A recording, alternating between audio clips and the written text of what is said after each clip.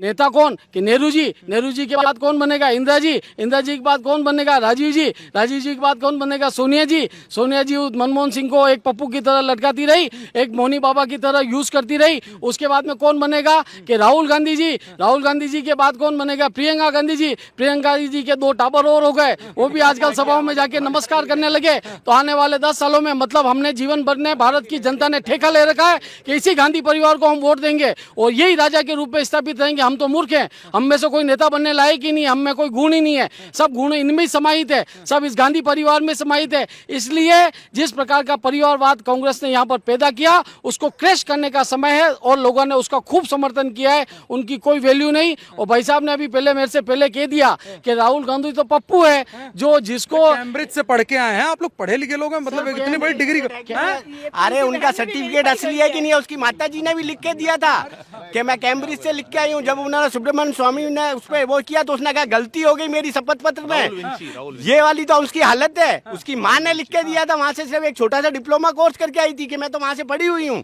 तो ये वाली हरकतें हैं इनकी, ये झूठे परिवारवाद है। राहुल जी का एक्सपर्ट ये है, राहुल जी के विशेषज्ञ हैं। कोई विशेषज्ञ नहीं, मैंने पीएचडी की भी नहीं और उनपे करनी भी नहीं है, माफी चाहता हूँ। इतने बड़े नेता हैं, किताबें लिखी गई उनके राहुल जी के बाद ऊपर बात चल रही थी, राहुल जी के विषय में बात चल रही थी। पीएचडी कर लीजिए, क्या पता पद में। सभी कांग्रेस वाले राहुल जी को राजकुमार बना के आगे चल रहे हैं और वास्तव में सही मायने में मैं बताऊं तो वो राजकुमार नहीं है, वो सपेरे के पिटारे में बंद वो बिना दांत का नाग है जिसे दिखा दिखा कर वो सपेरा अपना पेट भरता है। तो उसके पीछे जो लगे हुए हैं पिछलग्गू, वो राहुल जी को उनको पता है कि ऐसे वोट नहीं मिलेंगे जब तक गांधी सरनेम नहीं दिखाएंगे, कहीं से भी हम किसी को उल्लू नहीं बना सकते हैं। तो वो गांधी सरनेम को आगे चलते हैं और जो अपने खड़गे फड़गे जो भी होते हैं वो पीछे आराम से अपना पेट गपट जाते हैं। और रहे अब बात आती है स्टेट लेवल पे, तो अभी आप आचार संहिता लग गई, आपने देखा नहीं, हमने बहुत देखा है, जगह जगह होर्डिंग और बड़े बड़े बैनर लगे हुए हैं। वो मुझे बैनर और होर्डिंग नहीं दिखते थे, मुझे चाशनी लगा हुआ करेला दिखता था। पिछले 4.5 पौने 5 साल तक आपने कुछ नहीं किया और अब आप रेवड़ियां बांट रहे हो, किसी को फूड पैकेट दे रहे हो। आप फूड पैकेट के अंदर आप लगाइए, वैल्यूएशन लगाइए, लगभग 1000 रुपए का खाद्य सामग्री होगी उसमें। अगर आप इतना ही किसी पब्लिक की चिंता है, डीजल और पेट्रोल पे वेट घटा देते, हर एक आदमी को 2-2, 3-3 हजार रुपए का बेनिफिट तो राशन से हो जाता। तो आप अगर ओवरऑल महंगाई भी कम हो जाती, लेकिन वो दिखता नहीं। आपको रेवड़ियां बांटनी है, पब्लिक में दिखाना है, झोले आप सब बैग छपा के वो अब वो भी बंद कर दी। और रही बात मोबाइल की, तो उसमें मोबाइल में भी जब उनको मैंने 1-2 जगह इंटरव्यू देखे हैं पाली के, जिसमें जैसे अभी वो वेट कर रहे हैं कि कब आचार संहिता का प्रेस कॉन्फ्रेंस करे। जैसे ही आचार संहिता का नोटिफिकेशन आया और इंटरव्यू में प्रेस कॉन्फ्रेंस में कह दिया, तब वो बैठे हैं, पब्लिक भीड़ लगी और फिर वो गालियां देके जा रही है। मैंने एक लेडी मोबाइल लेकर नहीं, मोबाइल दिया नहीं कि हमने आचार संहिता लगी हम नहीं देंगे। अगर एक बात बताइए, आपको सही मायने में मोबाइल देना था, पब्लिक की चिंता थी, पब्लिक के बारे में सोच रहे थे, दिन और रात आपकी सेक्रेटरीट और सीएम हाउस और सीएम रेजिडेंस दिन रात खुले, वहां दिन रात कर्मचारियों ने काम किया। ये काम दिन रात में करके आप मोबाइल बांट सकते थे, लेकिन आपको सिर्फ करेले दिखाने हैं चाशनी लगा के। मेरा ये मानना है, इसलिए वादे चाशनी लगी हुई करेले हैं। और इस बार जनता जान गई है कि आपने लास्ट के 1.5-2 महीने में जो रेवड़ियां बांटी है, जनता आपको प्याज की तरह उखाड़ के, मथानियां प्याज है ना जैसे फेमस, उसे मार्केट में बेच देगी। मिर्च फेमस नहीं, मथानिया के प्याज भी फेमस है, उनको बेच देगी आपको। ये मैं आपके पास आऊंगा, मैं जाइएगा मत, बिल्कुल मैम के पास आऊंगा क्योंकि बहुत देर से मैं इंतजार कर रहा हूँ।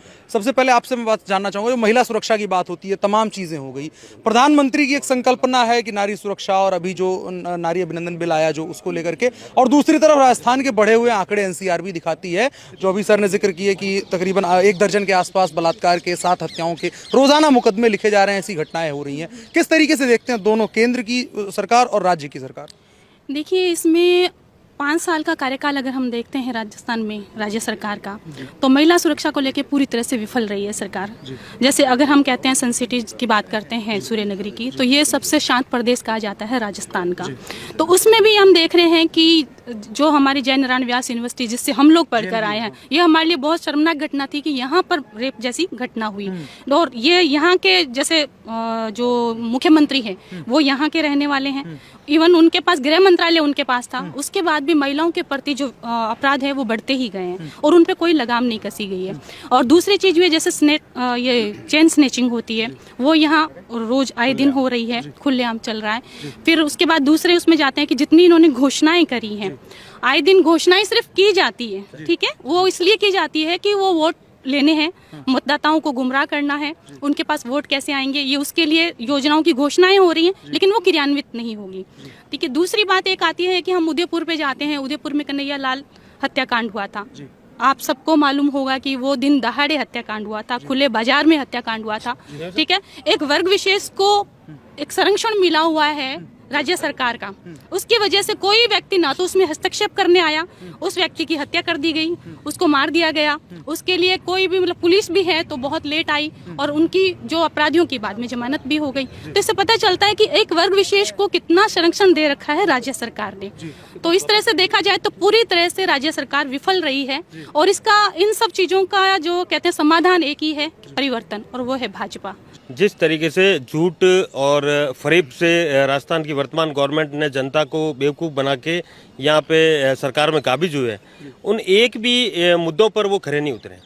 हम जैसे हम वकील हैं तो हम कानून के ऊपर ही जाएं, उन्होंने बड़े बड़े पोस्टर लगाकर और सस्ता कानून, सस्ता न्याय और इस तरीके और आम आदमी की सुरक्षा, महिला सुरक्षा और कई तरह के वादे युवाओं के साथ छल किए थे, परंतु एक भी कानून की व्यवस्थाओं में वो नीचे नहीं उतरे। हम राष्ट्रीय स्तर की जो इन्वेस्टिगेशन एजेंसियां हैं, क्राइम रिपोर्ट, उस पर देखेंगे तो राजस्थान का आंकड़ा इतना पूरे हिंदुस्तान में सबसे ज़्यादा है। क्राइम रिपोर्ट के अंदर जब कोरोना काल में हम सब लोग घर में बैठे थे, किसी तरह क्राइम नहीं, उस वक्त प्रतिदिन 80-86 केस की क्राइम रिपोर्ट्स हमारे आंकड़े बता रहे हैं। बलात्कार की 86 घटनाएं प्रतिदिन रिपोर्ट हो रही है। महिलाएं असुरक्षित, बच्चियों के साथ जो रेप हो रहे हैं, उसके अंदर सबसे जो बड़ा राजस्थान का आंकड़ा निकल के आ रहा है। राजस्थान उसके अंदर नंबर 1 है। पूर्ण तरह सरकार विफल रही है। इसका कारण होता है कि क्राइम बढ़ना, क्राइम रोका जा सकता है। यूपी में पूर्व में देखेंगे तो क्राइम कितना बड़ा था। सरकार का रोल होता है उस जो क्राइम क्रिमिनल है उसके अंदर डर पैदा करना, उसमें दहशत होनी चाहिए सरकार नाम की। वो दहशत पूरी खत्म हो चुकी है। यहाँ की सरकार सिर्फ अपनी कुर्सी बचाने के लिए, एमएलए भ्रष्टाचार करने के लिए, और इसके अलावा वो कोई सुरक्षा और आम आदमी के ऊपर नहीं नजर रख रहे। पहले जिस तरीके से असुरक्षित था, दिल्ली के अंदर, मुंबई के अंदर आके बम ब्लास्ट करके आतंकवादी खुले जा रहे हैं। आपने पिछले 7 सालों 9 सालों में आंकड़े देख लीजिए, बॉर्डर के पार किसी को आने नहीं दिया। तो ये इससे ज्यादा हम आम नागरिक सुरक्षित क्या कहते हैं चीन घुसाया भारत में। राहुल गांधी तो अब क्या कहें, पप्पू है, कुछ भी कह सकते हैं। उनकी बातों में ज्यादा ध्यान नहीं देना चाहिए। वो एक मान्यता मिल जाएगी क्या इस शब्द हमारे हिंदुस्तान के कॉमेडी किंग है और उनकी कॉमेडी में मजा लिया जाए। बाकी सीरियसली उन्होंने कभी देश के प्रति नहीं किया। जो व्यक्ति भारत का एक आम नागरिक बाहर जाकर और भारत की बुराई करे, उससे ज्यादा तो बेवकूफ मैं नहीं मानता किसी होगा। अच्छा, राहुल गांधी की ये स्थिति है राजस्थान में, जबकि अशोक गहलोत जी के आला कमान वही है। तो अशोक गहलोत राजस्थान में उसको क्यों नहीं ला रहे हैं? एक भी आप पूरे राजस्थान में घूमना, एक भी पोस्टर पे क्या राजस्थान में राहुल गांधी का चेहरा लगा हुआ क्या? सिर्फ अशोक गहलोत अपना चेहरा लगाकर सारे एडवर्टाइज कर रहा है, सारे प्रचार कर रहा है अपनी योजनाओं का। एक भी योजनाओं पे राहुल गांधी का या सोनिया गांधी का, उनके बड़े आकाओं का फोटो नहीं है। क्यों नहीं है? इसका कारण पूछिए उनसे। क्या कह रहे थे आप? आपके पास मैं आऊंगा। हाँ जी। आपने राहुल गांधी जी की बात की तो प्रदेश की जनता को उस व्यक्ति के बारे में अच्छी तरह पता है कि वो एक नंबर के पप्पू जी महाराज हैं। बिल्कुल पप्पू जी महाराज हैं, और इतना भय उनको स्वयं को भी कि वो राजस्थान की प्रदेश की जनता के समक्ष अपना मुंह दिखाते हुए शर्मा रहे हैं, हिचकिचा रहे हैं। किस मुंह से? उन्होंने जयपुर के अंदर बोला था हिंदुत्व और हिंदुओं को खत्म करके रहेंगे। ये उनकी भावना है, ये उनकी भावना है। मैं आपको बता दूं, मैं वकील हूँ यहाँ पे, आप नो डाउट आप कोर्ट में आए। तो जोधपुर में कुछ दिन पहले एक घटना हुई थी। जालोरी गेट में जो मुसलमान समुदाय के, स्पष्ट बोल रहा हूँ, समुदाय के जो लोग थे, उन लोगों ने एक दिन भीड़ के रूप में आए और कई लोगों के ऊपर हमला किया, चाकू से वार किया, बहुत लोगों के घर पे मारपीट की, जिसकी एफआईआर भी दर्ज हुई। आपको सुन के अचंभा होगा, मैंने 482 लगाई थी। 482 एक सेक्शन है सीआरपीसी में, जिसमें हाई कोर्ट को इनहेरेंट पावर है कि वो किसी भी एफआईआर के अंदर किसी भी क्रिमिनल मैटर में इंटरफेरेंस कर सकता है। तो उस एफआईआर को चैलेंज करती हुई मैंने एक 482 लगाई थी, जिसमें मैं स्वयं वकील था। आप सुन के अचंभित करेंगे, उन्होंने फेक हिंदुओं के नाम उस एफआईआर में लिखे। क्यों लिखे? सिर्फ तुष्टीकरण की राजनीति के लिए। क्या ये स्थिति है राजस्थान के अंदर अशोक गहलोत ने बना रखी है? तुष्टीकरण की राजनीति के लिए उन्होंने हिंदुओं के नाम उस एफआईआर में लिखे। और आप बिलीव नहीं करोगे, मैंने सीसीटीवी फुटेज और कुछ एविडेंस उसके साथ लगाई। एक 3-4 सोनी भाई थे, अलग अलग परिवारों से थे, वो अपने परिवार के अंदर बता रहे हैं, दुकान में बता रहे हैं कि देखो साहब थानेदार बैठा हुआ है, एसएचओ बैठा हुआ, उसको बता रहे हैं अपने दुकान की सीसीटीवी कैमरे में, चूंकि वो सुनारों का एरिया था तो खास बात ये थी उनके बाहर भी कैमरे होते हैं और अंदर भी कैमरे होते हैं, तो जो भी घटना वहां हुई थी वो सारी सीसीटीवी कैमरे में अपने आप रिकॉर्ड हो गई थी। तो उसके अंदर ये स्थिति थी कि वो बता रहे हैं थानेदार को कि देखो साहब ये आदमी है, ये आदमी, उस व्यक्ति का नाम एफआईआर में जो व्यक्ति बता रहा है कि आपको। और बताता हूँ, एक व्यक्ति फोन लगा रहा है, किशन लाल यादव, मुझे एग्जैक्टली उस एसएचओ का नाम ध्यान नहीं आ रहा, जो कंप्लेनेंट भी था, वो बता रहा है, फोन लगा रहा है कि साहब आओ, यहाँ पे बहुत बुरी घटना हो रही है, ये तोड़फोड़ हो रही है, प्लीज आओ। कंटिन्यूसली फोन लगा रहा है उसको भी एक्यूज बना दिया। एक वकील साहब उनकी किसी की मदद कर रहे हैं, उसको एक्यूज बना दिया। ऐसी तुष्टीकरण की राजनीति, ऐसा गंदापन राजस्थान की जनता बिल्कुल पसंद नहीं करेगी। ये राजस्थान है, राजाओं का स्थान वाला क्षेत्र है, महान विभूतियों का स्थान वाला क्षेत्र है। ये सोचते हैं कि इनको कुछ फुकड़ में बांट दें तो उससे कुछ फायदा मिल जाएगा। अरे कुछ रत्ती भर फायदा नहीं मिलने वाला इससे। और ये सिर्फ तुष्टीकरण की राजनीति लोग सब समझते हैं, इसलिए अशोक गहलोत की जो तो क्या मिलने की उम्मीद? अरे उसकी जो नीतियां रही है ना, उनकी जो नीतियां रही है अशोक जी की नीतियां तुष्टीकरण के चक्कर के अंदर उन्होंने वो हिंदू विरोधी हो गए, धर्म विरोधी हो गए। तो किसी भी राजनेता को किसी धर्म का विरोधी तो नहीं हो जाना चाहिए। मैं आपके पास वापस आऊंगा, सर को शायद जल्दी है। क्या परिचय हुआ सर आपका? प्रवीण खंडेलवाल, एडवोकेट, उदयपुर, राजस्थान, उदयपुर से हैं आप। अभी इन्होंने जिक्र किया तुष्टीकरण और हिंदू मुसलमान तमाम जो राजनीति में आ गया है उसका जिक्र किया। आप उदयपुर से हैं। उदयपुर में भी आया हुआ था, एक घटना हुई थी, कन्हैया लाल जी एक टेलर की हत्याकांड जी। निश्चित रूप से वह घटना पूर्णतः प्रशासनिक विफलता थी। पुलिस में कन्हैया लाल द्वारा अपनी हत्या से 8 दिन पूर्व प्राथमिकी दर्ज कराई गई, सूचना दी गई, उसके 2 दिन बाद सूचना दी गई, लेकिन पुलिस द्वारा कोई कार्रवाई नहीं की गई, पैसे खाकर समझौता करा गया और उसकी परिणति यह हुई कि कन्हैया की दिन दहाड़े भरे बाजार में हत्या हुई। उस घटना को देखेंगे। उसके पश्चात अभी 3 महीने पूर्व उदयपुर में एक सफाई कर्मी द्वारा नगर निगम का ऑटो चलाया जाता है, उसमें कुछ अल्पसंख्यक बस्ती में अल्पसंख्यक समुदाय के लोगों द्वारा उनके साथ मारपीट की गई, सफाई कर्मचारी के साथ।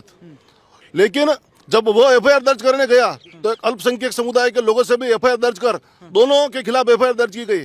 12 अक्यूज उधर के बनाए गए, 12 अक्यूज इधर के बनाए गए।